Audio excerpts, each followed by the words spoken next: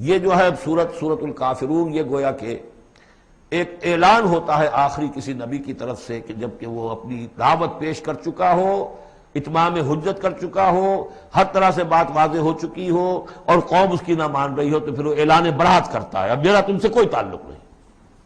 قل یا ایھا الکافرون لا اعبد ما تعبدون، کہہ دیجئے اے نبی اے کافروں۔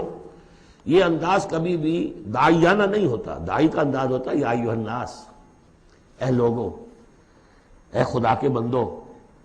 یا ایھا الکافرون یہ ہے گویا کہ اعلان برات اس وقت جب کہ اب وہ سیپریشن ہو رہی ہے۔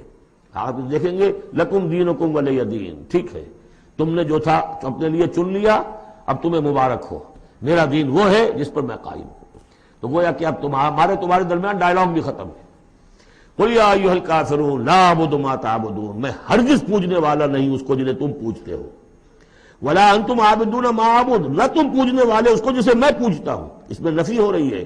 وہ کہتے تھے ہم تو اللہ کو بھی پوجتے ہیں، ہاں اس کے ساتھ کچھ اور چیزوں کو بھی پوجتے ہیں، لیکن اللہ کا پوجنا اگر کسی شرک کے ساتھ ہے تو وہ نفی ہے اس کی بالکل۔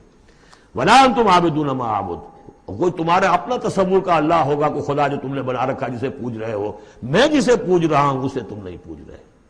ولا انا عابد ما عبدتم، اور نہ ہی میں ہمیشہ آئندہ بھی کبھی بھی پوجنے والا ہوں اس کا جس کی بندگی تم کر رہے ہو۔ ولا انتم عابدون ما اعبد، نہ تم پوجنے والے ہو اس کی جس کو میں پوج رہا ہوں۔ لکم دینکم ولی دین، اب میرے اور تمہارے راستے علیحدہ ہو گئے، تمہارے لیے تمہارا دین جو طریقہ تم نے اختیار کیا ٹھیک ہے، تمہیں مبارک ہو، میرے لیے میرا دین ہے۔